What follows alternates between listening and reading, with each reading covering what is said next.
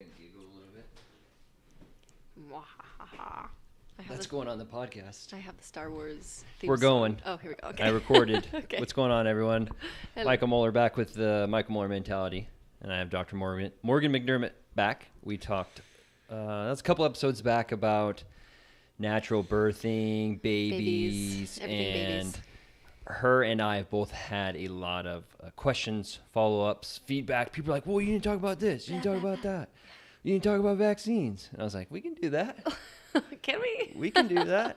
So Okay. we'll get a little. We'll start off with a little bit of controversy, but we're going to talk about birth control pills, sex before and after having a baby. What else do we have? Family life, supplements. What were some of the other things we were going to talk about? Yeah, the fertility awareness method stuff. I basically just had a few follow-up questions through Instagram. I love my Instagram channel. Keep throwing questions at her. Maybe we'll Yeah. do this again and forever. Yeah. And then we're going to start our own podcast. Yeah, one day the dream is there. We're For getting now, I'll there. just be on your podcast. Okay, this works for me too. There was one other. Oh yeah, we talked too, just kind of like about the good things of birthing, right? Because you said yes. that was a very That powerful. was one thing that I got a lot of feedback was that women don't often hear the positive stories that birth can be good, or that can it be something that you would enjoy, and not only this like pain situation. And so, yeah, I wanted to just touch on that I know that is the case, and it's scary. Birth is scary. It's Well, they make it scary, right. And it They should make be. it seem scary. Morgan did a really good job. We talked last podcast how it was very similar to a psychedelic experience, and not in meaning like taking plant medicines. The word psychedelic just means psyche revealing. Ooh, I didn't know that. I like that. Revealing. Revealing. Yeah, it means like this to the psyche to reveal itself. So when you take these psychedelic substances, they're supposed to evoke an experience that you find something out about yourself. That's all really a psychedelic means. And Wow. Yeah, that's exactly what birth is and like. yeah, you were talking about like you learn so much. Oh, the other thing I want to talk about is how you told me that breastfeeding was like the most difficult thing that ever happened to you. Oh, yeah. I know. Oh, man. Okay, so, I mean, We just... can start on that, Yeah, like let's, the like- breastfeeding thing, because Totally. I'd actually talked to my mom about it, and I know she had a very difficult time. And Did she didn't nurse have, you guys? I think she tried with Brienne, and it was really difficult, and I'm pretty sure the rest of us got formula. Well, you were born in 89? Yeah. In our generation, formula was... That's it, right? The doctors, Was because all Bill the Maher rage. and Jimmy Fallon were on late night TV telling everyone like vaccines. Oh, these are good for you. Formula's good for you. Eggs, cholesterol's bad for you. Yeah. Butter's good. Margarine's good for you.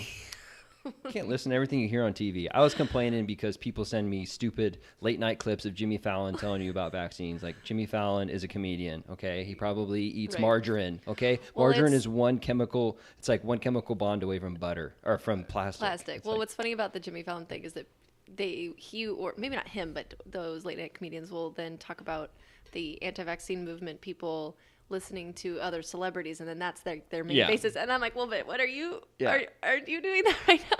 I don't know. I think that it's like funny to witness all of this stuff going on. But okay, so birth is for the vast most part, a natural physiological event. what? That is It shouldn't be happening in a hospital? right. That sometimes, very rarely, truly needs medical assistance. Yes. Before there were hospitals, I mean, and still now, women died in childbirth, babies died in childbirth, like it happens. But most of the time it doesn't, obviously. Then this is why we're all here. I saw Apocalypto. Did you ever see that? No. There's a really cool birth scene in there. Apocalypto. She gives birth to a baby underwater, like in 3 seconds, just pops it out. Wow. Yeah, Apocalypto. What? Is this It's a new movie? No, Mel Gibson. It's about the Mayans and the Aztec. Oh, yeah.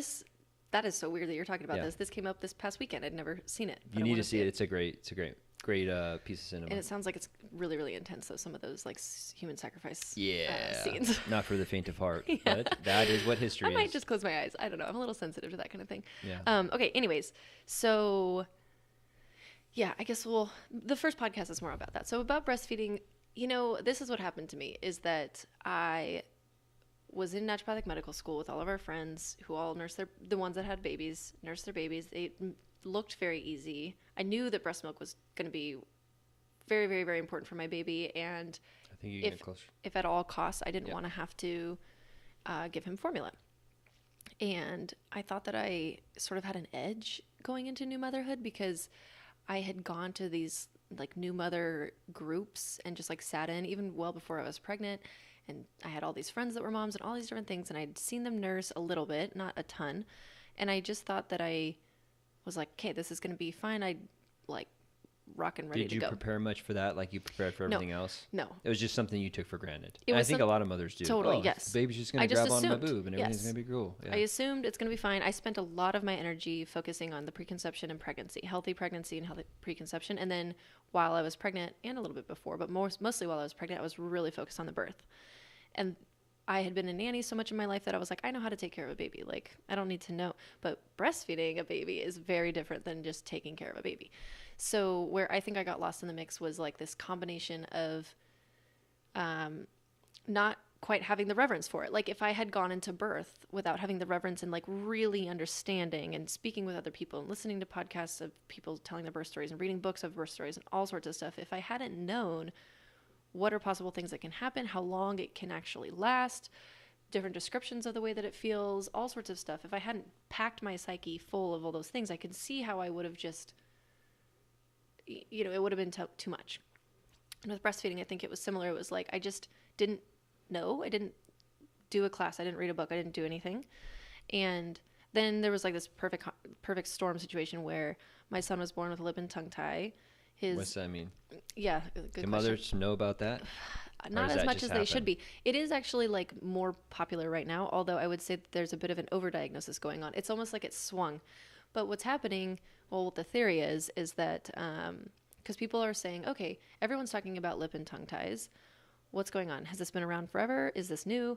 And there's some theories. I don't know if there's anything studied yet. I don't know if you really can, but there's theories about the MTHFR mutations being connected to then the way that folate is processed in the body. There's so much synthetic folic acid in our fortified foods, in prenatal vitamins, in different other vitamins. Then it's. What do you think of folic acid? Is it bad? Well, Ben Lynch is all about it. Hates it. Yeah, if you bad. What is his book? Bad MTHFR, or he would bad genes. Dirty genes. Dirty genes. Dirty genes. But I think I see him on. He's someone cool if you're into genetics to follow Dr. Ben Lynch. He's an ND, and he really goes into depth about what's called methylation, which is moving around methyl groups and all these. It's a biochemistry DNA. Thing, and what Morgan's talking about is effects, folate is super important for babies for their neural tube development. Yeah. So like spina bifida, cleft lips, most people have heard of those things. That's the problem is that we fortify all our food, especially wheat, with folic acid. Yes, because of all of the open neural tube issues that were happening. I think it was in the 60s or 70s, somewhere in that time period, they started to fortify. Mm-hmm. And that's like what we've come to find out is that's a bad way to fortify. You should fortify with methyl tetrahydrofolate, which is the methylated form of folate, which is the natural form and the form that the body can use. Yeah. Oops, sorry, I didn't mean to touch that. But they have put synthetic folic acid in it, which for most people is fine. Their body just takes an extra step in order to make it into folate. Not mine. I'm a bad mother effer. MTHR. MTHFR, right, with the methylation. Yeah, I have one. I'm heterozygous on one of the two main genes. Mm-hmm. So, and then Wes, I haven't actually tested him. But so whether or not that was a play into my son's situation, I don't know. But so basically what they think is happening is that there is maybe with the epigenetics, the expression of the MTHFR mutations in combination with all of the fortified folic acid in the environment is then in the embryological stages where the neural tube, it's in the first like 6, 8, 7 weeks, where the neural tube is forming and all of those main structures of the body plan is being put out, that it's almost too tight of a neural tube instead of an open neural tube. Open neural tube, spina bifida, cleft lip. Tight neural tube, midline defects. So lip and tongue ties, sacral dimples, stork necks, stork bites that are anything about this. That are kind of permanent. They don't go away. Torticollis. Mm-hmm. It's sort of like just a tight midline that's going on. Yeah. And so that's not proven. It's all a theory as of right now, but it does make sense. I mean, I'm not exactly sure what else it would be, because it does appear that there could be them putting chemicals in the water, turning frogs gay. With the atrazine. Atrazine. That's true, guys. Atrazine. Well, there's a feminization of male Don't male get me frogs, started is on what you could say. testosterone. I did a talk here last week or two. It's called Testosterone 101. Go on YouTube and watch it, okay? I should There's a actually war watch on that. testosterone. I think that's a book. And someone else comes out with that book. Maybe it's already out. Who knows? But I think Ooh, that's that's a good, nice I want to book call it the title. war on testosterone because of even with the cleft Masculinity and lips, and everything. not only that, but just in general, we live in a society now that is so bombarded with chemicals. Yeah. One thing, for instance, Roundup Ready, glyphosate, it's literally everywhere. You can't get away from So it. sad. It's in organic and natural honeys in small parts per millions. And people are like, well, that's not much enough to do anything, but it's everywhere. Fluoride in the water, like No, and it is something to, it's like, that's what's funny about that argument that, I mean, this is one of the things that I love about being a naturopathic doctor is that it's not the part per million of glyphosate in your natural organic honey that is going to put you over the edge. It's that is one thing of a million exposures that you're exposed to every single day, day Yep. in and day out. Then you go sleep on your mattress that's off-gassing, that's made out of who knows what. Then you wake up in the morning and you brush your teeth with whatever. yeah, what women get hit with on average like 1,000 chemicals before they leave. Yeah, and you put on makeup and shampoo and lotions and all these different things. You get in your car, you sit there, there's Toxic soup. exhaust, blah, blah, blah, whatever you're eating, the water you're drinking. It's constant. It's a constant barrage. It's in the air, it's in the water, it's in the food, it's in everything. It's seeping out of our houses. And that's why you need to see a naturopathic doctor, because we're one of the only people out there that is really addressing that area. That understands that that's actually something that happens. Yeah. And then depending on your occupation, you have people who are flight attendants or are painters or they do nails or something like that. And they have extremely high exposures. And I'm not even someone who knows a lot about the environmental medicine stuff. It's not been like my specialty track. I know enough of the reproductive things. being like right? staying away from those things. We Man, talked it's about tough. sperm. Well, and this is the thing that, people will be like, does it really matter that your baby wears these like organic onesies or something? And, my babies don't wear pure organic clothes, but I do try to put, when I can, when it works, whatever. It's like, well, why not? Because it's just one less shade of gray, on their system. And a lot of my patients ask me that all the time. Is it really necessary that I, wear blue light blocking glasses or whatever? And I kind of put it like this. There are, you can say two ways you can take care of your car. You can be like a NASCAR driver or a gearhead, someone that takes their car home every night, waxes it, washes it, takes the engine out, cleans it out, changes the oil. Or you can change your oil every 10,000 miles, don't change the tires, let the paint, and the thing is, the money thing's pretty similar. Like, you can not put any time and money into your body. You're going to pay for it in the back end. You're going to pay for it in the back end, for sure. And not only that, but you can also spend a lot of money, and there's kind of a diminishing return, like an 80-20 principle. Like if you spend $100 on your health a month, you're probably okay. Like for the guy that's getting an NAD IV a week, which is like $300, is he that much healthier than the person who's not? Maybe not. But if you have the money, why not? Why not spend it on yourself and be healthy? But right. I know there's like this the human optimization kind of trend, I guess, that's been going on for the last couple of years. And it is a slippery slope. I think that it's for the right people, it can be something that's super fascinating and it's motivating to them. And then there's a subset of other people who are going to find a lot of anxiety and depression in that because it's unattainable or it's overwhelming, burnout, whatever. Well, even spina bifida or not spina bifida, or even folic acid, like these things, all these small things, people just get overwhelmed. They're like organic, all this stuff. Like it's just, it can't be true. So I don't want to deal with it. I would say that this is a pretty important one. And most supplement companies are following the trend. And that if you were to look at most of the practitioner brand prenatals good supplement now, companies. yes. My favorites, I have no affiliation with these companies, but I do really like them. I like the Thorne prenatal and Innate. I like both of those. And then Seeking Health is Ben Lynch, Ben Lynch's brand. And I do really like his formula. The problem is that I think it's 9 capsules that you'd have to swallow each day to get and then just as a pregnant, especially first trimester, whether or not you're feeling sick, it's just like, that's a lot to swallow. So I don't think that is as sustainable for most patients, or most women. But so anyways, so we'll circle back. Yeah, so back to breastfeeding. So he was lip and tongue tied, and it was diagnosed too late. I'm me, I'm a big oversharer. So I just get down to it. It's physiology, it's a body. Yeah. So I had like more flat nipples, which then with a baby whose mouth, the tongue isn't able to reach the roof of his mouth in the way to suck something in. And then if that thing that they're sucking in is like relatively short or small, it just ended up being that his mouth was really, really choked up on just the tip of my nipple. And I didn't know what breastfeeding is supposed to feel like. I didn't really know. I did know a little bit what a latch was supposed to look like, but the first time you're doing it, anything could look like a good latch and you don't know what you're doing. And so it was a confusing perfect storm of events where he was a big baby. He was over 9 pounds at birth. He would nurse for like 45 minutes and then fall asleep. So I thought he was like happy and content and full. But really, he was not getting very much milk, if anything, out of me. And he was just choosing to sleep and kind of shutting down because it was so much energetic output for him to try to nurse that he would just give up and fall asleep. And so he wasn't crying. So I was like, I mean, this baby's happy. But then his weight continued to go down and down and down and down and down. And as we know, your babies are only supposed to lose maximum up to 10% of their body weight. And it's meant to, they're supposed to regain all of their birth weight back by like around 10 days, but earlier preferably. And a lot of babies do. They almost start to gain almost pretty much immediately. So that was really stressful to me because I was hearing things like from this one lactation consultant. She told me that I had low milk supply and that he was choosing to starve. And like the words that she said in my head, I mean, I'm never going to forget it. My mom, so back to your mom about nursing, a lactation consultant looked at my mom when she was trying to nurse me in the hospital.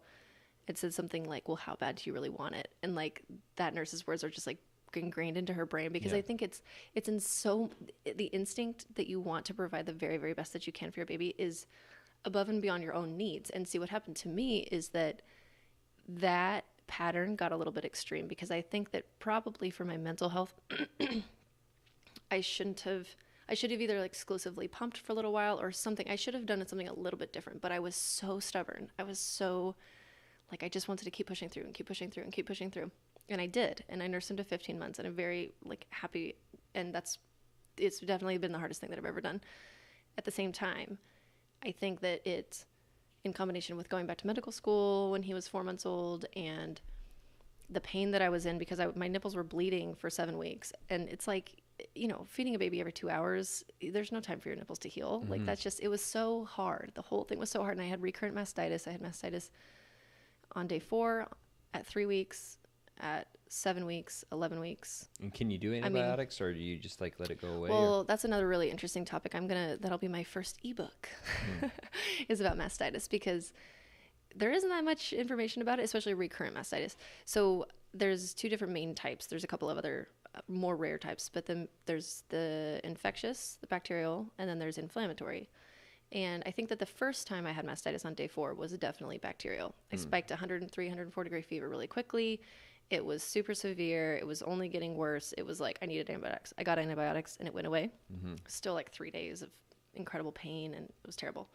And then the other ones that I had, I believe were inflammatory because I didn't have any nipple the one at 3 weeks I did have tissue damage still, but there's just, they look different the way that you can, if you like had a little graph of inflammatory versus infectious. So look out for that.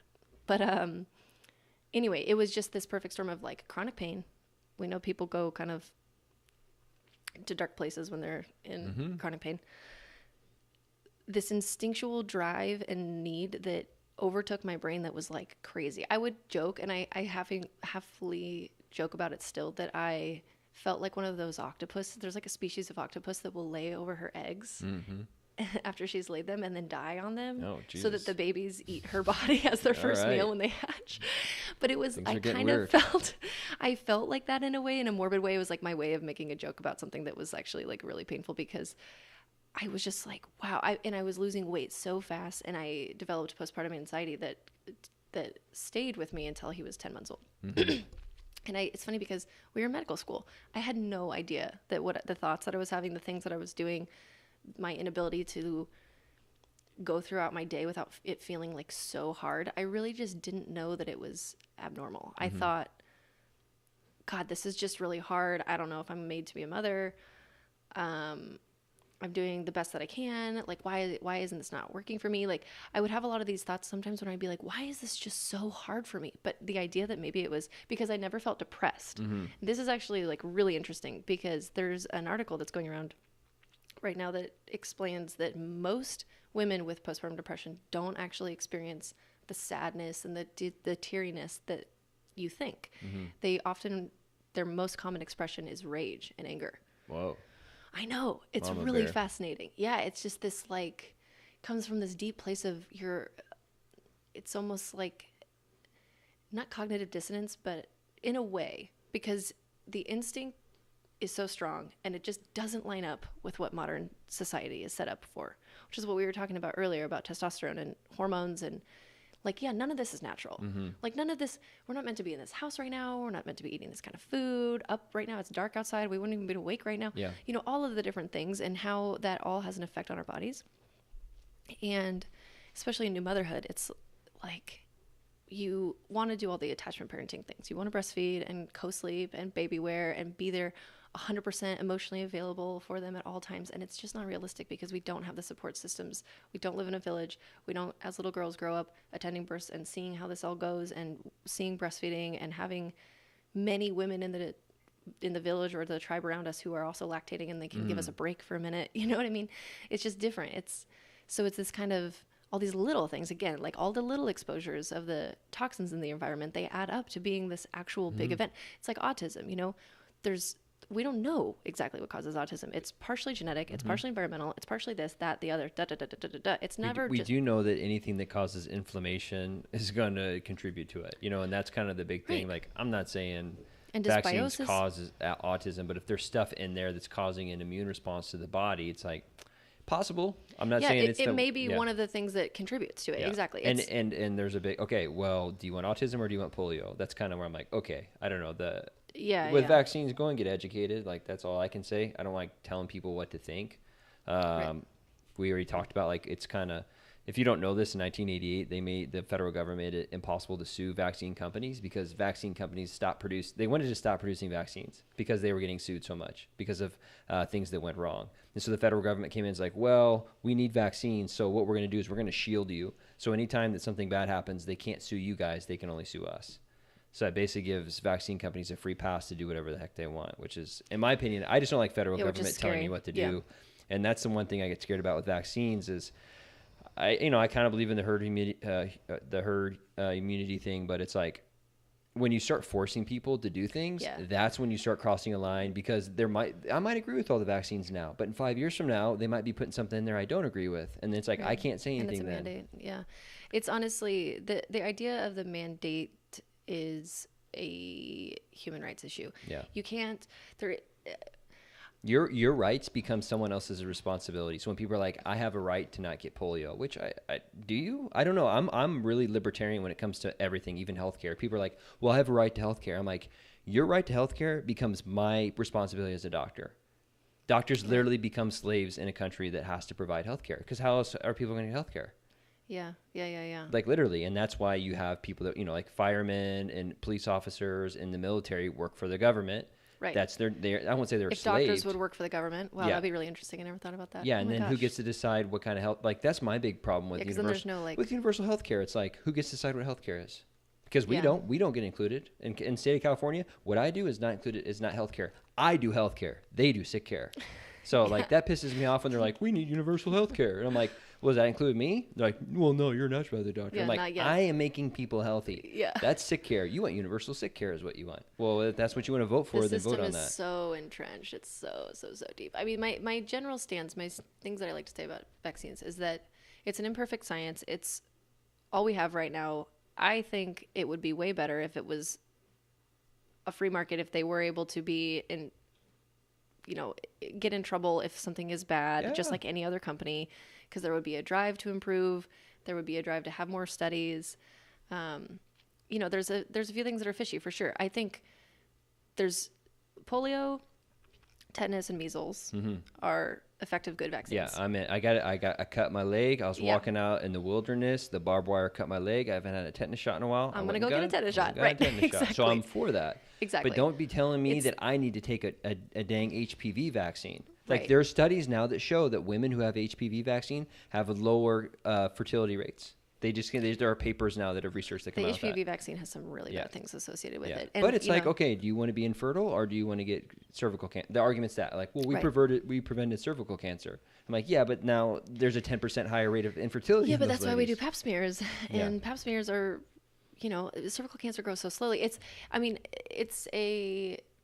There are some to me that are completely, without question, something that I'm not interested in at all. Yeah, like the HPV vaccine. I was just like, when that came And out, then I'm like, there's- do we need that? Like, what if Right. someone's abstinence? Like, okay, like. Well, and the problem with the mandate is that there's things on the mandate like varicella, which is chickenpox. Yeah. And I had chickenpox. I survived. chickenpox is not a disease Lethal? associated with many complications. Yeah, you're not gonna die. Maybe. Does someone die from chickenpox? Oh, I mean, yeah, you can. You can die from, you Yeah. can die from anything, Yeah. basically. But it's not. Like, you can die from weed. not a big like bag of measles, weed though. can hit you in the head. Yeah, of weed. That's a Joe Rogan joke. He's like, weed can't kill you. And he's like, BS. If someone has like a 100-pound bag and it like falls out of an airplane from That's being funny. smuggled in and hits you on the head and kill you. It's the only way, though. That's really funny. But you can die from cheeseburgers. Go Totally. and eat You 30. You can die if you drink drink too much water. Yeah. Exactly.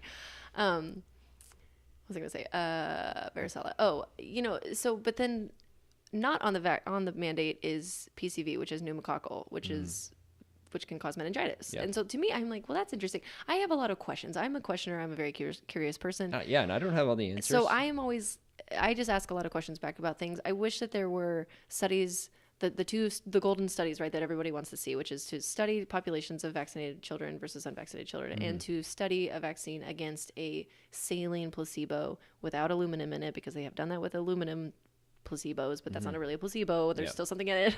So I wish that there were more studies like that were just clear and unbiased, because unfortunately most of the safety studies are done by the companies who manufacture the vaccines themselves. So we know that that's a bias that we need to understand. And the problem about this whole debate is that it's the most polarizing topic on the planet. It's much more polarizing, in my opinion, than abortion or anything else. And it is so confusing because the level of science that it takes to understand what's going on.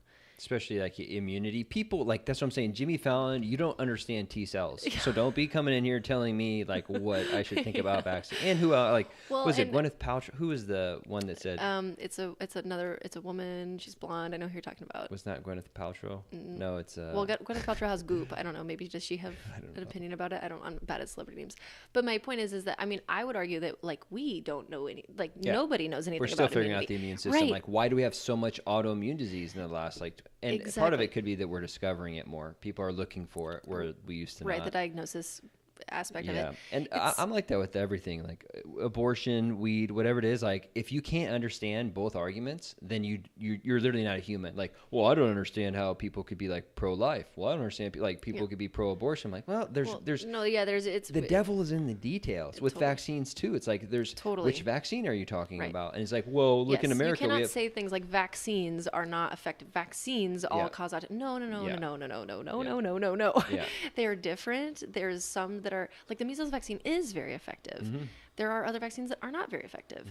There are vaccines that are associated with being safer than others. Yeah. And I don't need a flu vaccine. It's just like, yeah, exactly. And then there's vaccines that often get it wrong, right? Like the flu vaccine. And they'll say, well, even if we get the strain wrong, if you were to get the flu, your symptoms will be less. And it's like, well, that's up to your and this is where if people knew, then they had the right to decide. One of the problem with the flu vaccine is that it's a virus. And so when they make the vaccine, by the time it's out, the virus is most likely already mutated. It's different, and there's only so many strains, so you can't vaccinate for all of them. So I think it's like 66% effective or it's something. always different every year. That's the thing that they try to predict the next season of what it's going to be like. Yeah.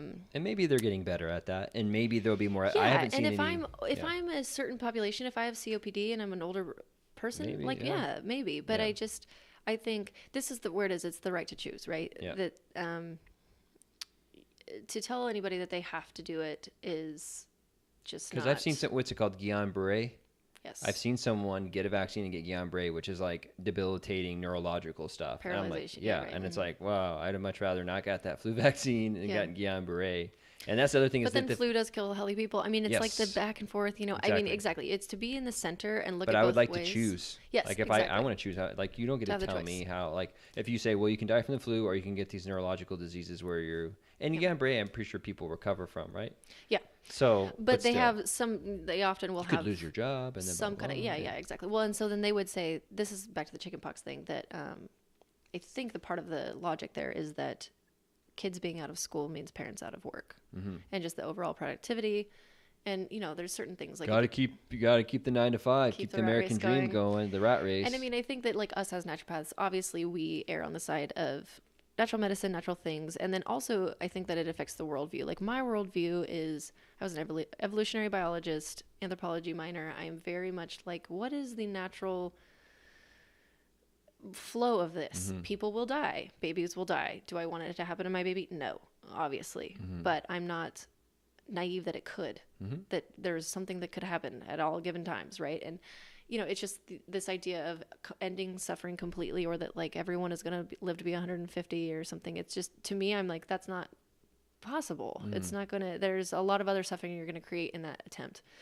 And so there's no such thing as a biological free lunch. Anytime you take something away, Yes. and that's one of the arguments too, when for vaccines, when people are like, well, autism's That's a now, really interesting statement. you know, I've never 1 heard in that. 10 or whatever. But I'm like, yeah, but now people aren't dying of polio. So it's like we traded for lesser evil. That's kind of Yes. the way society goes. Like, well, you know, we all live in the city and we have EMFs and we have fluorinated water and all this other garbage, but we're not being eaten by wolves. Exactly. So it's like, exactly. okay. No, it's a trade. No, that's a really, really good point. You're Yeah. so right. No biological free lunch. There's no Wow. free lunch. You have It's so energy true. is never created. We're trading temporary infectious diseases with chronic illness. Yeah.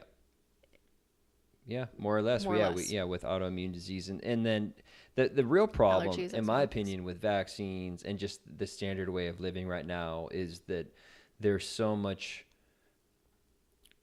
smoke figuring out what's making things better. You know, like, was it just washing our hands Yes. made so much things? Like, everyone's like, fluoride in the water, It's lowered unclear. cavities. And it's like, well, people weren't brushing their teeth 100 years ago, and then we were Yeah. all eating way more sugar. Right. So it's hard to tell what's doing what. Yeah. And like you said, all you can kind of do is peel back things and like look at it. In my opinion, I just And look make a at, choice, right? I just, when I look at my patient, I'm like, balance your blood sugar and don't do things that inflame you, like smoke. And it's like, you can just, there are certain things that, and even that, I mean, we used to think that, you know, sunscreen was really good for you. And now that's kind of like, there was that song, Boz, whatever. And it's like, everyone's free to wear sunscreen. It's like, it's a graduation speech where he's like, the only thing I know for sure is wear sunscreen. Everything else I know is what you're just, talking about. Yes, yes, everything yes. else I'm saying is my own opinion. Yeah. And then like 20 years later, But we're it kinda depends on the like, kind of sunscreen you use. yeah, Yeah, it depends I know. on the sunscreen. And I don't Yeah. even know, you know, there's a guy named Jack Kruse that's all about electrical activity and the way that certain colors of the sun affect, you know, like literally you get like blue light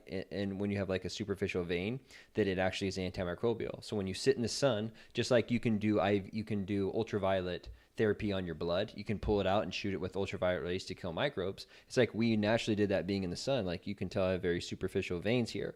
So when these superficial veins sit in front of the sun for 20 minutes at noon every day, that the ultraviolet rays from the sun can kill microbes. See, and that's- Supposedly. And I don't know how weird that, I don't know enough about electrochemistry to say that works. Well, but see, okay, and so then the theme I was having in the back of my mind was when, and this just goes back to that, is when all else fails, do nothing. Like if we just step back and do nothing and like let things take its course, or do like let it happen. Like if you didn't live in a house and work in a building, your skin would be exposed. Say this theory is correct, you would be exposed to the sun 9 months out of the year. Yep. Depending on where you're living.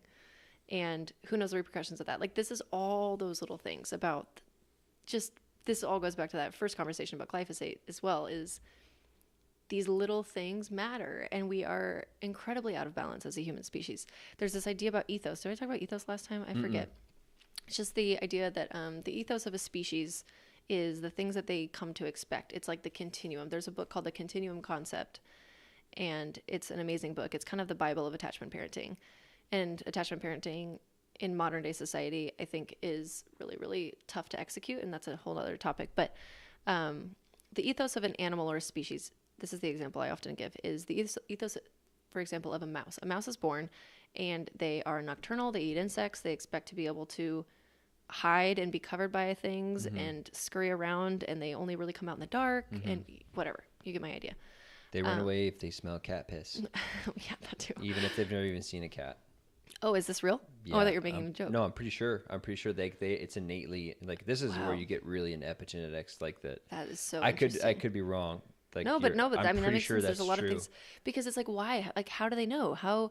Why is it the way that, Well, why is it when a you baby look? antelope is Yeah. born and they stand up in 5 Yeah. minutes. And then a baby antelope knows when there's like an elf or not, maybe like a giraffe next to it. It doesn't run, but if it's a lion, it knows to run. Like whatever told, like Yes. maybe it saw Yes. a lion No, eat how does it something know? else. It just knows. Or the birds, when the birds start chirping in a certain way and it like alerts the, say, meerkats I've to heard that. a jaguar or something like coming. Yeah. It's like, how do they know that the bird is talking to them? You know what I mean? But it's just, there's all of these like little subtle and beautiful intricacies of life that like we'll never know the answers to fully. But a theory about it is this ethos idea. And so when you put a mouse in a cage with no covering in a light lab room, for instance, you're going to stress it out. It is going to die a lot earlier than normal. And this reminds me of Dr. Matt Burrell is a naturopathic doctor, lives in Arizona. He's a pediatrician specialty, but he gave a speech one time and he spoke about natural spaces and their effect on humans, and studies where they would put landscapes up in office buildings versus cityscapes, and they would test the employees and various health parameters and how the landscapes were definitely, had a significant improving effect on something about their life. Did we talk about that? Maybe. I think you and I talked about it like last week or something. Yeah, when we were just sitting on the couch. because we talked about and then sharks. Yeah. There's no shark in captivity at that time that had ever lived past like 127 days or something very, very short and shocking and sad. And it's like they can't figure out how to make a shark aquarium that will, meet all their needs so that they're not just like dying. And humans, our ethos, our continuum is to live in bands and tribes up to 300 people. Yeah. 300, 500 max, like in historical That's records. why you can only remember 300 to 500 names. 300, 500. Yeah, exactly. Most of the time, like 60, between 60 and 300, 500-ish. Okay. And then it's like my hometown. We traveled around with the seasons and with yeah, exactly. Shout out to Addyville, Illinois, population 300. Oh my gosh. Born and raised, A-town down. That's amazing. They might be pushing 400 by now. I don't know. Oh boy. I thought Boise was small. That's really small. But all of these things of living outside of that blueprint of human baby born into this world. What do they expect? They expect on-demand access to the breast, to be held and carried at all times, to be with their moms. Human babies specifically are incredibly, we're almost born premature. We're not like other mammals where we can, hang on to our mothers. Like if you were to look at apes or something like that, we're certainly not getting up and running. We're not doing any of that kind of thing. And yes, dogs and cats are born and their eyes are closed and that kind of thing. They have a couple of weeks of infancy where they're really, really vulnerable. But human babies are vulnerable for years. 30. For real. Think about it. At least 13. Yeah. Like for real. Well, like for real, 3? Yeah. 3 Before it can solid run years away from a predator. Yeah. And even that, it's not that fast. Yeah. Oh no, not at all. But I mean, where they could even just, I don't know, Cry for help. Yeah, not Die. pick up something really sharp and what was I going to say about that? Just talking about the ethos. Oh yeah, but anyway, so like all of these things add up as major stressors. I mean, stress is such an ambiguous term, but it is the cause of, or a major root cause of almost every single dysfunction and disease that you can think of. And it's like, well, how are we ever going to be able to measure that or study it or whatever? I can tell you that stress releases cortisol, and cortisol stops the star protein, which which protein? There's a STAR, steroid alpha. I could mess that, reductase. So basically, you have your cell, and inside your cell, you have your mitochondria, and this protein or enzyme is what tells cholesterol to go in the cell to become steroidal hormones. So, and that's literally been shown to shut off that hormone. So that's why opiates decrease testosterone, because it literally shuts off the mitochondria's ability to pull in cholesterol and make it into hormones. So then overall hormone production is lower. Yeah. In a stress state. Yes, which is going to be estrogen, yeah, progesterone, pregnenolone, DHEA, all those hormones that are good for your brain, everything. Reproduction, everything. Yeah. That's really interesting. In my mind, so you're thinking about testosterone, my mind's thinking about fertility and preconception and testosterone infertility rates. Yeah. And stress and yeah, I mean, man, it's like, but like you said in the beginning before we started recording is, well, what are we going to do? We're not going to just go run out into the plains and have this communal living structure again and not work. I mean, you can Jim Jones it, but just don't drink the Kool-Aid, right? I mean, Who's Jim Jones? that was the guy that he made a cult, and they all drank the Kool-Aid and died. That's where that comes from. Oh, yeah, Don't drink the Kool-Aid. Jim Jones is having a blood party or something. I don't remember. Oh my goodness, great. Yeah. Blah. Right? Yeah. Either way, it is kind of like my fantasy that could be something that would happen, but it's just not going to. So what do we do? All right, well, we're in this modern society, so here's the things that we can and cannot do: the supplements, the blue light blocking glasses, IV therapy, just hormone replacement therapy, and being aware that this is a dynamic that is happening. See, to me, circling back to motherhood, I was not aware that this is a dynamic that was happening, and I held myself to insane standards of the way that I was going to do this. Because I told you about testosterone, same thing. I wanted, yes, exactly, with your testosterone, right, exactly. I wanted this baby's life to be perfect. I wanted him to be completely optimal. Smart. He was going to be so smart. Yeah. He was going to get his fish oil and vitamin D and probiotic every day, skin to skin, breast milk, delayed cord clamping at the birth, the home birth, whatever, all the things. It was like, these are all the things that are going to make my baby perfect and happy and whatever. And that standard is really dangerous. And ask for help. It's not always realistic. Yeah.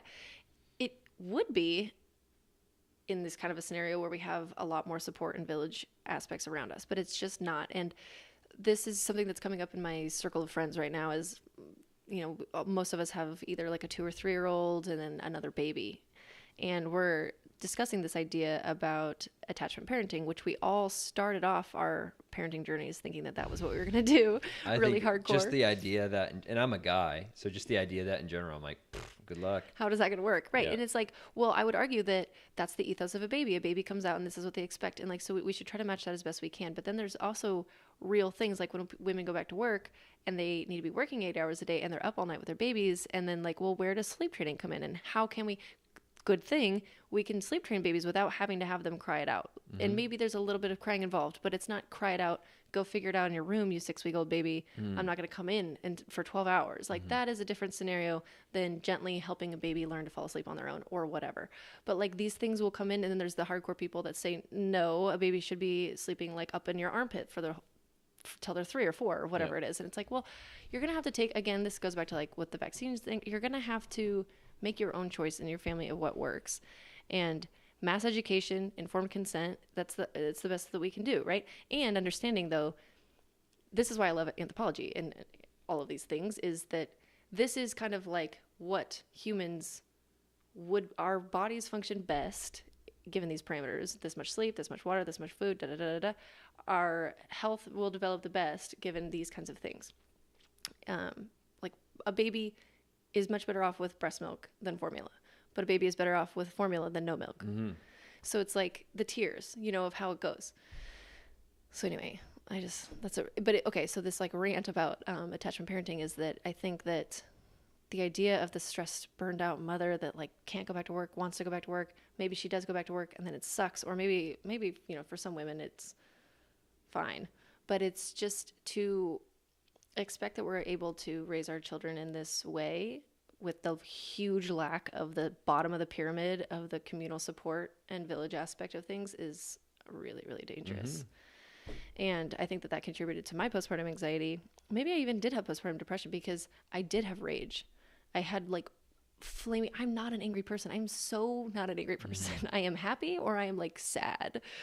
That would be like my main negative emotion, is like sometimes I just get really sad and like, oh, like things are hard and whatever, but I really rarely get angry.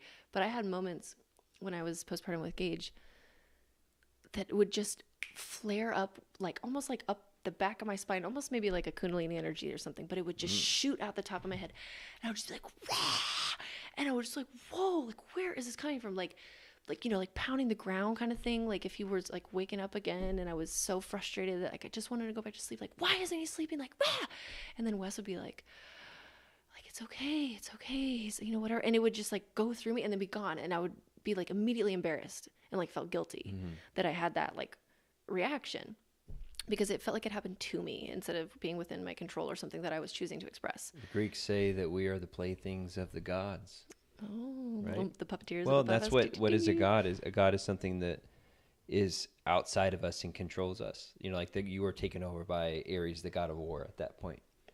Yeah, that'd be really I interesting. mean, there's a That's the way reason. that Like, thought that's about when it. I side tangent. That's when I get frustrated when people like criticize ancient cultures, like those idiots believed in people in the sky. And I'm like, when you think about it, that's actually a very sophisticated idea because Yeah. people do things like Aphrodite's the goddess of love. Like you do things in the heat of a moment that you afterwards you might regret. Right. Same thing with Aries. Like you, when you're mad, How things. do you know these things? Your brain know. is very interesting. I don't know. I don't understand how you remember it all. Because I was a history major, but I guess that doesn't really help. I took some mythology classes. Oh, that is interesting, though. I didn't know you were a history major.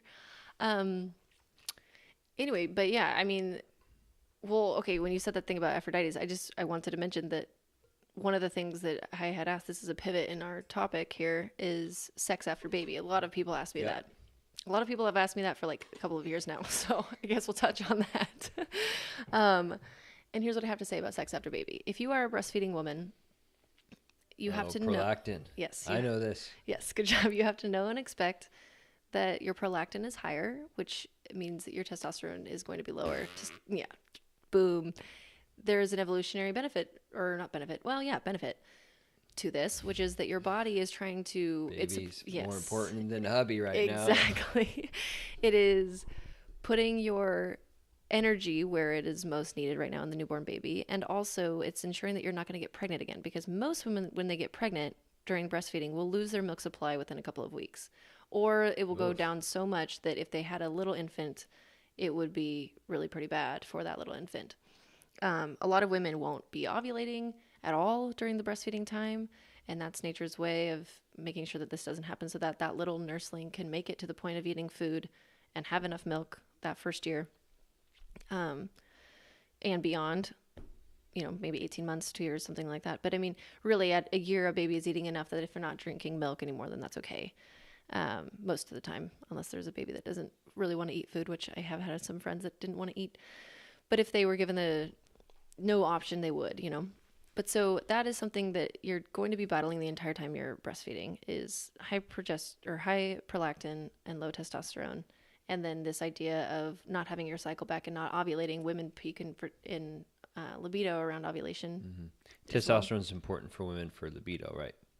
Yeah. Sorry, I guess that was implied. Mm-hmm. But yeah, so if you have low testosterone, your libido is going to be lower. Mm-hmm. And then logistics. Okay, so when are you going to have sex is another question. Yeah. Because baby's up all night, you're tired at the end of the night. Like, even once you get into this pattern where, you know what time your baby's going to be going to sleep at night, and there was maybe a couple of hours in the evening where it could happen. It's just, I would say that expect that things are going to be different for a while, in that the level of fatigue, the parental slog of what it takes to keep going every day, of picking up the food. Now, like I touched on this on the last podcast, but it's just so much, and then you're tired, mm-hmm. and your relationship dynamics change. Mm-hmm.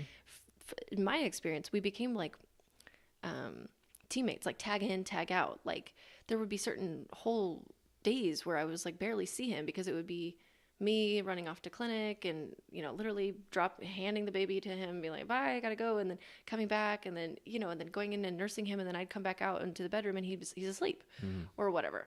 And it's like, do I feel like having sex? Like, no, like I have this little baby on me all the time, this nursing on me. And it just, there's this idea of being touched out, which is that like your physical body is so needed all the time by these little people that you have no more the physical quota has been met for the day, and you want nothing more, no more mm-hmm. physicality. And I understand that it does suck on the partner's end, like a lot, because their whole dynamic has changed, and then they're not feeling that touched out bit, and they want to seek the closeness, because they're like, whoa, what just happened? This little person budged in between us, and where are you? I want to be with you. I want to reconnect with you. And although maybe we would want to reconnect, it's just like all the stars have to align, it seems like, mm-hmm. in those early postpartum days. And I think I've talked about this, I don't know, with you, with like ED, mm-hmm. like basically the erectile dysfunction. Just in case people aren't knowing what you're saying.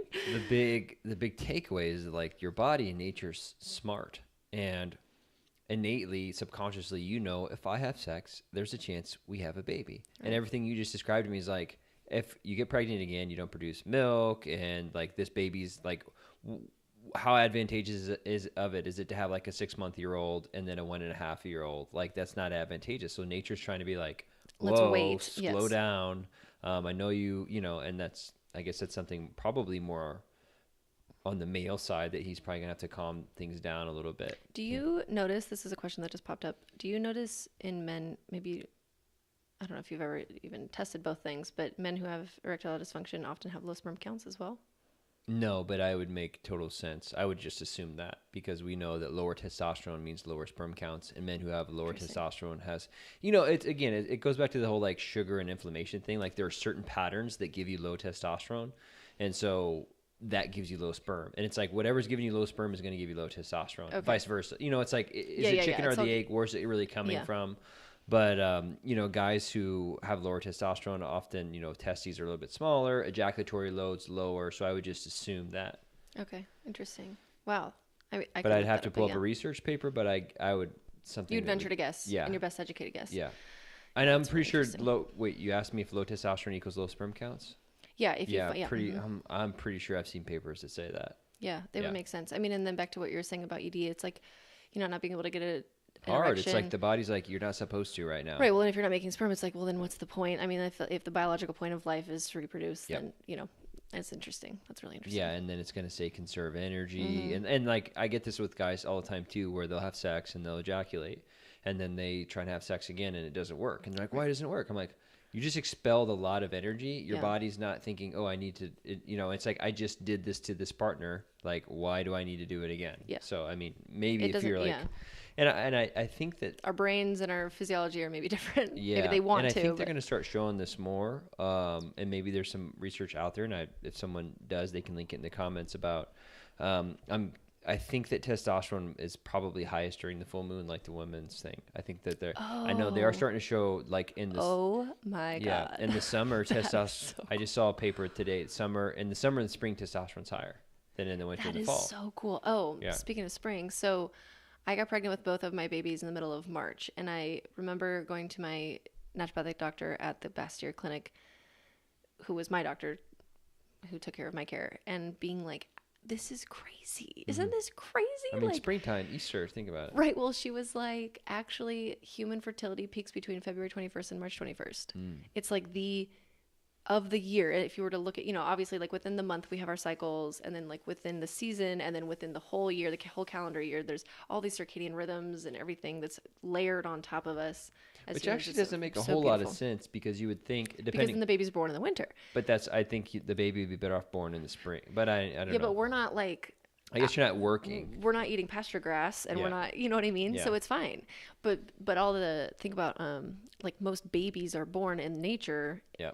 bunnies and whatever, in the springtime, because Yeah. they do need that warmer climate or whatever. But as humans, it makes most sense, I guess, this is what she was saying, which I guess it does make sense, that we would birth the babies in the wintertime when we're just all holed up Which hey, like bears. and which makes sense from a religious perspective. Christianity, Oh, like around Christmas? Yeah. Oh my gosh, yeah, interesting. the baby's born in winter. Yeah. Wow. And that some people are like, well, that came from other ancient cultures. Either way, Well, yeah, but still, but that's your point, though, is Yeah. whether it comes from religion or an ancient culture, but you're Yeah. just saying that it's ingrained in our human imprint. well, which is also interesting, and I don't know if you know this. Easter is the day where it used to be that the day, and this is why Christ symbolizes the sun, is the day when the hours of the sun become more than the hours of the darkness. Okay? Oh. That's Easter. Oh, it's okay, like that's it finally. yeah, right. Spring equinox.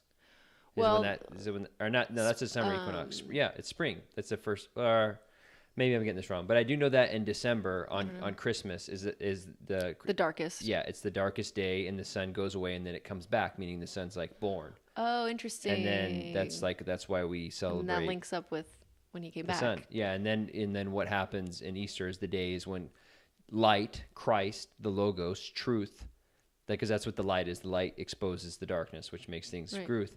Overcomes the darkness, and that's Jesus coming back from the dead, meaning that the sun, Wow, that's really cool. I did yeah. not know that. I love that kind of and stuff. what's so interesting about all that is how metaphorically deep it represents so many things. Like the sun, like literally, there's a lot of people that will say Christianity is a solar religion, which it kind of is.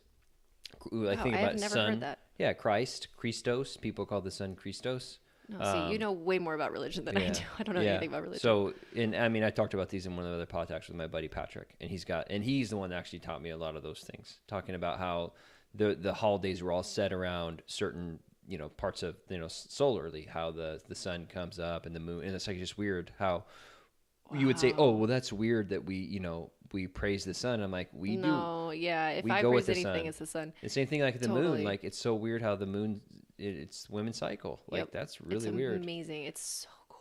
It's so cool. I love that. Well, and that's one of the arguments for Christianity, is because if you had to pray to a sun, who would you, or if you had to pray to a planet, who would you pray to? I think, Islam's more about praying. I think it's the moon, right? Their symbol is that moon. Oh. And then Judaism, I'm pretty sure, is about Saturn, but I could be wrong about that. So. Wow, I had no idea that there was any of these planet connotations along with well, the Jews celebrate the Sabbath on Saturday, Saturn's Day, where we celebrate, Christians celebrate it on the sun's day. Yeah. Yeah. What about Monday, Tuesday, Wednesday? Wednesday is Woden, which is the Nordic god Odin. Woden is Wednesday, and then Thursday is Thursday. Yeah, I don't know what the other one. Monday's Mercury. I'm pretty sure. Whoa! Oh my God! In the case of the Mondays, and everybody hates Mercury retrograde on Monday. Yeah, that could be. Wow. Yeah. Wow, that's. I really could be some of those wrong. Maybe we're all wrong, but it's an interesting idea to think about. What other? We wanted to talk about birth control. Oh yeah. Okay. So I got a lot of questions about. Yeah. Pivot real quick. We're running on close to. We have about another 15 minutes. Okay. So. I know I lost your stuff, so I don't know what. Oh, that's okay. That's okay. So, the question was how to kind of regain health back, or the equilibrium point, or what are things to know when you're getting after off oral of birth control. Yes, oral hormonal birth control. Well, or IUD, just hormonal birth control. Yep. And so birth control it depletes a few key nutrients that we would need to know. Yeah, so B vitamins, magnesium, selenium, zinc, B2, B9, B6. It can disrupt the microbiome, so it can often be associated with gut things. And then liver, supporting your liver. So like if you're working with a naturopathic doctor, or if you're coming off of birth control and you'd like the best support, then those are the things that they'd be working on. They would supplement you. They would upregulate your liver detox pathways. They would be working on your gut and your microbiome, especially if you were symptomatic, which apparently a lot of people are, and they just don't know that it's partially caused by the birth control.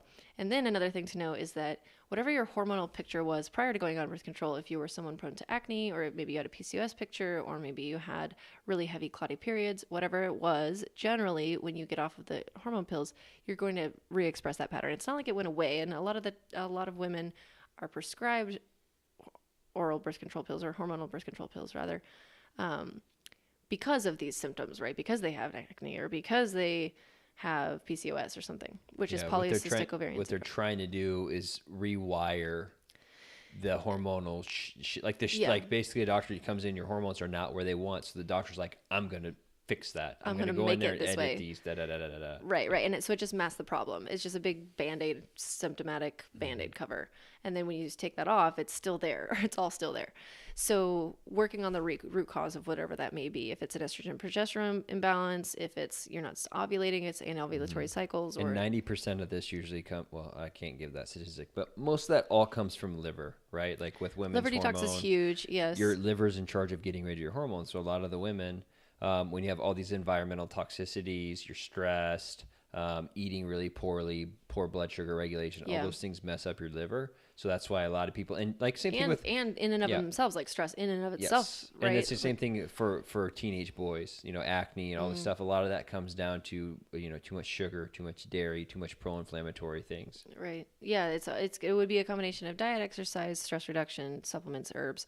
Herbs are really fantastic on the women's cycle, which is really nice. So that would be kind of the general approach to getting off of birth control. And then there was a couple of questions about fertility awareness method, which is often sometimes called the rhythm method, or natural family planning. But I think that those two names also have different methods that are more associated with those. And so I'm just going to call it fertility awareness method, which is the idea of, it's a form of birth control, or if you're trying to get pregnant as well, where you track your ovulation by your basal body temperature and your cervical mucus.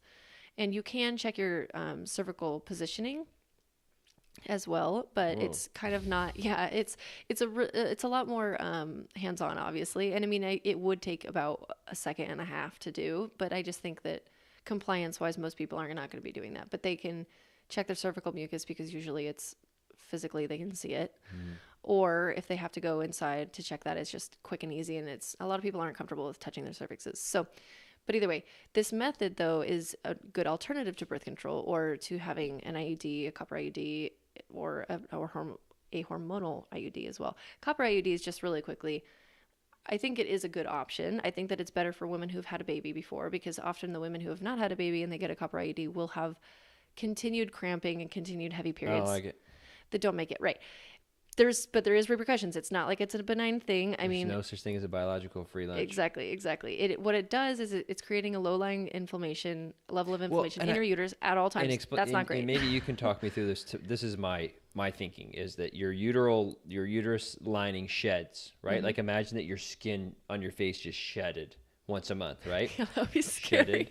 Well, I mean, that's literally what's happening inside. No, I know, but if it was on your face. Yeah. So to me, imagine that you have that, but then you put a copper ring on your face. Okay. Yeah. So to me, then that tries to shed, like it's not going to shed right. And then it's going to get all that dead skin's going to get caught up around it. And it just like, that's true. And then it's going to be irritated because when it's trying to grow back, you have a very sensitive area. That's being like touched and poked and prodded by a piece of metal yeah. and plastic. That's a good point. I mean, I never really thought about it like that. It's the most I would get afraid of just like there being some type of mutate. Like, you know what I'm saying? Like imagine that if you peeled your skin off and put something down, totally. It's going to grow over it and then sideways. Yeah, no, and it does. Like, it does. Ugh. They do embed into the side of the uterine lining. I have multiple friends actually who've either had to get their IUDs removed surgically because they were embedded in the side of either their uterus or their cervix, or when they were pulling it out to get it removed, a piece of it broke off or something. So yeah, there's definitely complications. But I mean, unwanted babies is also a big complication. Yes. So it's like, this is, again, you got to weigh the options and do the choice and look at it. But I think that there's a huge section of women who have had experiences with hormonal birth control that they're like, I will never go on the pill again. But now I don't know what to do.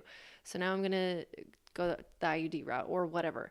Or I'm going to use condoms, and condoms suck. I hate condoms, whatever it is. It's like, well, there is another option, fertility awareness method. Yeah. And there's a really excellent book by Toni Weschler, I think is how you pronounce her name. It's called Taking Charge of Your Fertility. Mm-hmm. It's gigantic. It's like this big. You don't need to read the whole book, but get it, have it on reference.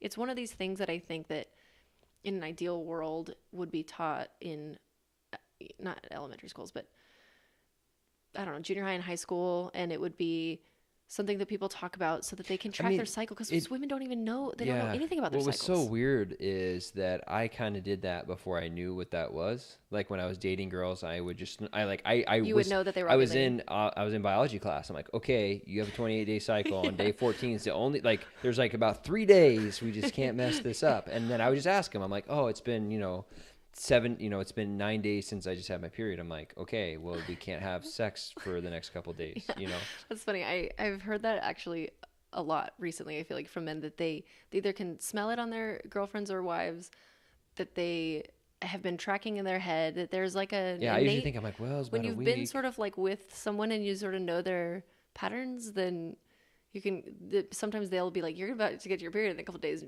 Women be like, what? Oh yeah, you're right, I am. Yeah. So that's kind of funny. But what you said though about the day 14 is interesting, is that like, that's what and I mean, I know that you didn't know this when you were in junior high or whatever, but not that you were having sex in junior high, college, 21, 25. Yeah, I'm a virgin. Yeah. If I had a girlfriend. Is that my mom's listening to this. There's a really big range when women can be ovulating. Like I ovulate day like 9 or 10, and so and I have kind of like a longer period. So sometimes I'll have like a 6-day period and then ovulate 3 days later. Mm-hmm. It's crazy. Yep. And if I hadn't been doing the fertility awareness, you just know that by the way you feel. I know it because I did a period, about a year of temperature tracking, and then the cervical mucus. So for me now, and then now I know I can kind of tell with how I feel as well. So yeah, it's. To me, okay, so let's just talk about the two pieces. So cervical mucus, aka discharge. Mm-hmm. Discharge changes through the month. It is sometimes creamy, sometimes drier, sometimes really sticky egg whitey. And that is the ovulation discharge. When it stretches, I mean, this is gonna this is like probably snot, not your right? Yeah. favorite topic to talk about because I know that it gets kind of like I don't really care. gets in there, but yeah, maybe you don't care. Yeah, don't but care. exactly, it's stretchy. It's like an egg white. Yeah. But it doesn't have to be clear. It can be kind of whitish, but it's Egg just whitey. To me, it's almost like. yeah. I What's don't it know like if to you? Well, I'm just to me, yeah. It's like It's very stretchy. It's Yeah. very it's like this really stringy snot that's sticky. clear. Exactly. Yes. Exactly. Yeah, And because egg whites don't really do that. Like when it's like that, you oh, can. you're right. Yeah, you know what I'm saying, like Only a little bit, but yeah, this you you put on can your stretch finger- far. Yeah, And but the basically, reason think about that biologically. Why is it that way? yeah, the reason why is because the sperm can now follow in a track Yeah. and go all the way up to where they need to in the fallopian tubes. Yeah. So it's like a highway, right? And cervical mucus that is ovulation mucus is, which way is it? Is it more basic or acidic? It's less sperm killing either Yeah, way, I think however it basic. goes. And it's, I think usually no. I should know that. I feel like it's more basic. I forget. No, what's the pH level? I don't know. But I think vaginal pH is usually more acidic. It is more acidic. Yes. So then I think that Becomes more basic. Yes, it becomes more Maybe. basic. Exactly. But so it favors fertility. It favors pregnancy. That would make sense because if it's like a pH of like 6 and then it moves more basic to 7, but who knows? We'll probably. If you're listening, we'll double comment in the YouTube. We'll double check that and write a Yeah. little note. That's not as important to know that if you see that, it's a good sign that you're ovulating or you're about to ovulate. So, whereas the other discharges are either really minimal, so that there's just less fluid in total for the sperm to get up in there, or they're creamier or whatever, and they're just products of the different hormonal changes. Okay, so now also basal body temperature tracking. So this is the one that, to me, is the biggest hurdle in getting women to do because it sucks. You have to have a pretty consistent wake up time. Or, I mean, you have to have slept for a couple of hours straight. It's really difficult for women who are breastfeeding through the night to do this because it's not going to be as accurate. A lot of the time, women who are breastfeeding in the first 6 months to a year are not even ovulating, but it does happen. And you don't want to be thinking that, oh, well, you haven't had a period yet, so you're not ovulating, because you will have an ovulation 2 weeks before that period, that first time. And a lot of women get pregnant on that first cycle when they've just had a baby because they aren't being careful. There's sperm and vagina going on. Then they ovulate and then they get pregnant. So I just wanted to put a plug there that just because you haven't had a period yet doesn't mean you're not ovulating. So anyway, but the temperature tracking is hard because who in the morning is like in the habit of sticking a thermometer in their mouth, right? When they first wake up, because that's what you need. It needs to be before you get up out of bed, before you go pee, before you do anything. Your alarm goes off, you stick the temperature or the thermometer in your mouth. And it's getting your basal body temperature. So it's your core body temperature before you've done anything to rev up your metabolism. And it's just the most accurate one to track the difference. It's really the difference that's the most important thing. It's not the temperature in and of itself. But so what you'll notice in your cycle, if you were to track it, and there's all these beautiful apps now that are like really, really helpful in making this all look good and be easy and user-friendly. Kindara is my favorite. Kindara now has also a... it's Kindara, and it has a thermometer that goes along with it called Wink, and it links to your phone and the app, and they talk to each other, and so that they make it as easy as it can be. But basically, the reason why temperature is helpful in tracking ovulation is because right after ovulation happens, there's a progesterone spike, and progesterone is heat-inducing, so your temperature will rise. But the caveat to that information is that it's after you've ovulated. So if you are looking to get pregnant or something, and you notice one morning that your temperature has jumped, you've already ovulated, so you've missed that window. Where this is important, or where it is helpful, is to notice patterns between cycles over time. So you can see it being, oh, I'm at this temperature. It's been 14 days. I haven't ovulated yet. We needed to get it on tonight. Right. Or like, Or so not for get it me, on what I tonight. was seeing is like, oh my God, I'm ovulating on day like 9. This is weird. Because I was expecting it on day 14. So then I started to look at, across a 6-day month period, I could see, oh, classically I'm ovulating between like day 9 and 11. This is kind of like my pattern. And so, because day 1 is the first day you're bleeding. I know that we're jumping all around here, but for women who are into this kind of thing, I hope that it makes sense. So anyway, it's, so one for the woman who's trying to get pregnant, unfortunately, if you're getting that temperature spike, you have already missed the ovulation window. For a woman who is preventing getting pregnant, hopefully you didn't have sex up to 5 days prior to that temperature spike, because sperm can live inside of the vagina for up to 5 days. So, but anyway, but it's more that information is just helpful so that you can notice the patterns, and then you can, take charge of your fertility, like her book states, which is to understand your body and your rhythms and your patterns. And then also having a healthy respect for being an adult and choosing to have sex, and knowing that getting pregnant is one of the side effects or repercussions of that. So it's part of it. It's part of it. So don't expect it to be anymore. Yeah. And if you 150% do not want to get pregnant, then this is probably not the method for you. Yeah. So abstinence. Yeah, abstinence is the method for you. Anyways, we're probably running right. We're probably time here. So many things we can talk about, Michael. Time to wrap up. So yeah, I mean, some of the main babies. Breastfeeding, vaccines we talked about, and fertility methods. What are people's call to actions? Just to follow you on Instagram and figure out how to work with you. As far as far as breastfeeding, what do people do when they're in a bunk? So, I think that all pregnant women should get some education on breastfeeding beforehand. If there's any breastfeeding classes that are available, maybe like a birth class in your area, I would take it. I would find your local like lactation groups. Usually they're weekly, usually they're free. Usually they're led by someone called an IBCLC. It's International Board Certified Lactation Consultants. And they will sometimes be put on at like birth centers or independent lactation businesses or OBGYN offices. There are little clinics and offices, different places like that. Or there's, of course, the Little HA League, which you could also find. I think that a pregnant woman going to a couple of those classes before she has her baby is hugely beneficial. To see physically with your own eyes a baby at the breast and how floppy their heads can be and what it can look like and what a nipple shield looks like and different positions and the ways to hold them and what happens and that they cry and then they go back on and it's okay if they cry, you're going to put them back on.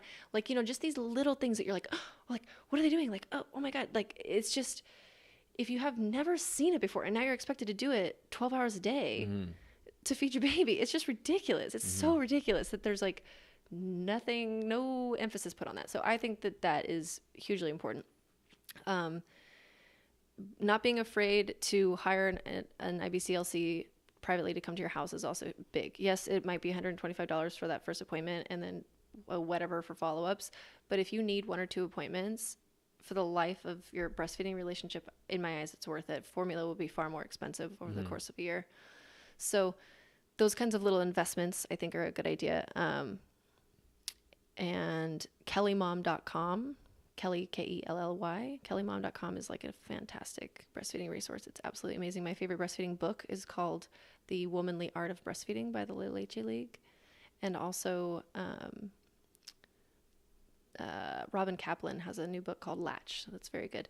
And then being aware of these lip and tongue ties. Okay, so a lot of pediatricians, unfortunately, haven't really jumped on the bandwagon of it, and they think they're looking for really, really anterior ties where it's very physically obvious that the baby can't stick its tongue out of its mouth. That is clear, right? But posterior tongue ties, where the tightness in the frenulum underneath the tongue is further back in the mouth. When you're looking at the baby's mouth, you may not see it, but it's going to be a constellation of symptoms along with an assessment from someone like an IBCLC or a craniosacral therapist who knows oral function. These people would be better at diagnosing it for you and looking at it and with a detective eye of, oh, okay, so like you have low milk supply and you have damaged nipples and your baby's not gaining weight and, oh, their suck feels really disorganized on my finger and I can kind of feel that there's like tight tissue down under here. Yeah, you probably have lip and tongue, like someone who can look at it holistically. And then that book, so back to the fertility awareness method stuff, I think that the book Taking Charge of Fertility is awesome. And then about birth control, Dr. Jolene Brighton is a naturopathic doctor who's really dedicated to post-birth control syndrome and just health, post-birth control, anything. Dr. Leah Gordon at Tribe Medicine is also Dr. Aviva Ram, MD, herbalist, midwife. She's like... Side tangent, I cut my own. Oh, wow, look at that. When I was a kid, I got scissors and I cut it. Didn't I, what? Mom? You cut your own? Yeah, I had sharp objects all the time. I took a knife and an out. Yeah. Wait, why? You were like, that looks like I shouldn't have it. I can see where the tissue rehealed. I can see it. Yeah. I think I just scissors got them. Why? Because I just would stick knives in outlets as a kid. Oh, jeez, that was so loud. Yeah. Sorry. Wait a minute. Time out. What? You were like looking in the mirror and No, I think I was like 3, and I was just like, oh, it was accidental. Yeah, yeah. Oh, I thought you meant that I did you all like, kinds purposefully did it. No, That's I did really all funny. kinds of crazy stuff. I actually broke my lip one. Yeah. Can you see it? Mm-hmm. No, I did that too. The little I was like running or something. Yeah, I can see it. Yeah. And often as toddler, it will. So this is the thing. Sometimes people will be like, "Well, what is this like? How does this work?" And da da da. And it's like lip ties will often break in play. You'll hit your face on something and the band of tissue breaks. And tongue ties, unless they're very anterior and delicate, would not just like randomly break. But yeah, I don't think we really know. I think the MTHFR mutation theory is interesting about why is it all getting tight there. And there's patterns between these babies where you'll see that they have torticollis, so that their head is, they'll want to look one direction, and then they have flat head syndrome because they're always looking this one direction. They need the helmet, and it's just this like constellation of symptoms that you kind of see. It's like a syndrome. Like, well, it's really interesting. I don't know.